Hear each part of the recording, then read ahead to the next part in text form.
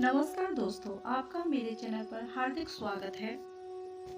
गुरुवार को भगवान बृहस्पति की पूजा का विधान है। इस पूजा से परिवार में सुख शांति रहती है। जल्द विवाह के लिए भी गुरुवार का व्रत किया जाता है। बृहस्पति देव की पूजा और व्रत बहुत ही नियमों के साथ किया जाता है। आइए जानते हैं बृहस्पति देव की पूजा और व्रत कथा की विधि। गुरुवार व्रत की विधि। गुरुवार की पूजा विधि विधान के अनुसार की जानी चाहिए। व्रत वाले दिन सुबह जल्दी उठकर बृहस्पति देव का पूजन करना चाहिए। बृहस्पति देव का पूजन पीली वस्तुएं, पीले फूल, चने की दाल, मुनक्का, पीली मिठाई, पीले चावल और हल्दी चढ़ाकर किया जाता है। इस व्रत में केले के पेड़ की पूजा की जाती है। कथा और पूजन के समय मन, कर्म और वचन से शुद्ध होकर मनोकामना पूर्ति के लिए बृहस्पति देव से प्रार्थना करनी चाहिए। जल में हल्दी डालकर केले के पेड़ पर चढ़ाएं। केले की जड़ में चने की दाल और मुनक्का चढ़ाएं। साथ ही दीपक जलाकर पेड़ की आरती उतारें। दिन में एक समय भोजन करें। खाने में पीली चीजें खाएं, नमक ना खाएं, पीले वस्त्र पहने। आइए सुनते हैं बृहस्पति व्रत कथा। प्राचीन काल की बात है। किसी राज्य में एक बड़ा प्रतापी और दानी राजा राज्य करता था। वह प्रत्येक गुरुवार को व्रत रखता एवं भूखे और गरीबों को दान देकर पुण्य प्राप्त करता था। परंतु यह बात उसकी रानी को अच्छी नहीं लगती थी। वह न तो व्रत करती थी और न ही किसी को एक भी पैसा दान में देती थी और राजा को भी ऐसा करने से मना किया करती थी। एक समय की बात है, राजा शिकार खेलने के लिए वन चले गए थे। घर पर रानी और दासी थीं। उसी समय गुरु बृहस्पति देव साधु का रूप धारण कर राजा के दरवाजे पर भिक्षा मांगने आए। साधु ने जब रानी से भिक्षा मांगी तो वह कहने लगी, हे साधु महाराज, मैं इस दान और पुण्य से तंग आ गई हूँ। आप कोई ऐसा उपाय बताएं जिससे कि सारा धन नष्ट हो जाए और मैं आराम से रह सकूं। बृहस्पति देव ने कहा, हे देवी, तुम बड़ी विचित्र हो। संतान और धन से कोई दुखी होता है भला? अगर अधिक धन है तो इसे शुभ कार्यों में लगाओ। कुंवारी कन्याओं का विवाह कराओ। विद्यालय और बाग बगीचे का निर्माण कराओ, जिससे तुम्हारे दोनों लोग सुधरें। परंतु साधु की इन बातों से रानी को खुशी न हुई।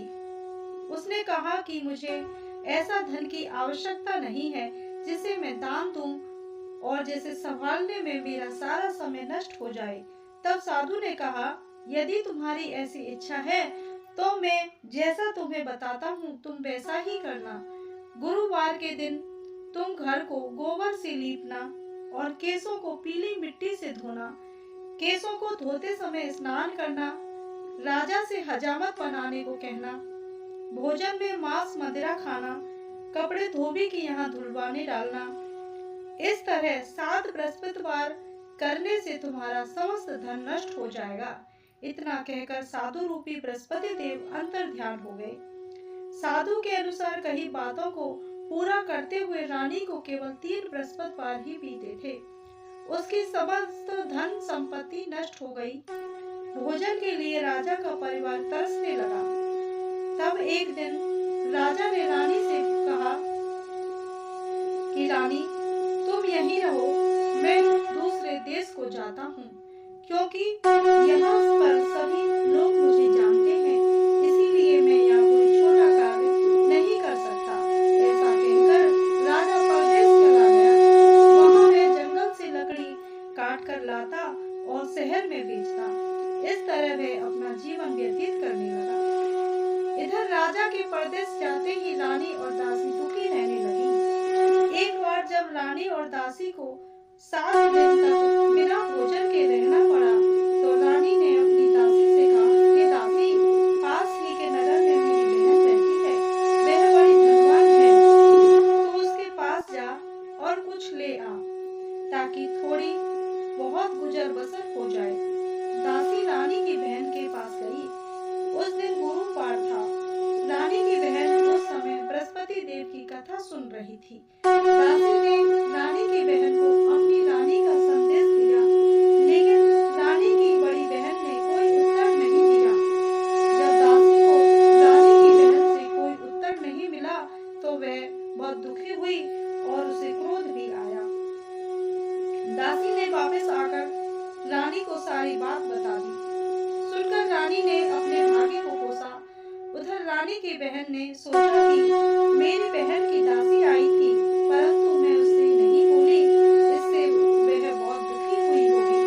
कथा सुनकर वो पूजा समाप्त करके वह अपनी बहन के घर आई और कहने लगी, हे बहन, मैं बृहस्पतिवार का व्रत कर रही थी। तुम्हारी दासी मेरे घर आई थी, परंतु जब तक कथा होती है तब तक ना उठते हैं और ना ही बोलते हैं, इसीलिए मैं नहीं बोली। कहो दासी क्यों गई थी? रानी बोली, बहन तुमसे क्या छुपाऊं, हमारे घर में खाने तक को अनाज नहीं था। ऐसा कहते कहते रानी की आंखें भर आईं। उसने दासी समेत पिछले 7 दिनों से भूखे रहने तक की बात अपनी बहन से विस्तार पूर्वक सुनाई। रानी की बहन बोली, देखो बहन, भगवान बृहस्पति देव सबकी मनोकामनाओं को पूर्ण करते हैं। देखो शायद तुम्हारे घर में अनाज रखा हो। पहले तो रानी को विश्वास नहीं हुआ, पर बहन के आग्रह करने पर उसने अपनी दासी को अंदर भेजा तो उसे सचमुच अनाज से भरा एक घड़ा मिल गया। यह देखकर दासी को बड़ी हैरानी हुई। दासी रानी से कहने लगी, हे रानी, जब हमको भोजन नहीं मिलता तो हम व्रत ही तो करते हैं, इसीलिए क्यों ना इनसे व्रत और कथा की विधि पूछ ली जाए ताकि हम भी व्रत कर सकें। तब रानी ने अपनी बहन से बृहस्पतिवार व्रत के बारे में पूछा। उसकी बहन ने बताया, बृहस्पतिवार के व्रत में चने की दाल और मुनक्का से विष्णु भगवान का केले की जड़ में पूजन करें तथा दीपक जलाएं, व्रत कथा सुने और पीले भोजन ही करें। इससे बृहस्पति देव प्रसन्न होते हैं। व्रत और पूजन विधि बताकर रानी की बहन अपने घर को लौट गई। 7 दिन बाद जब गुरुवार आया तो रानी और दासी ने व्रत रखा। घुड़साल में जाकर चना और गुड़ लेकर आई, फिर उससे केले की जड़ तथा भगवान विष्णु का पूजन किया।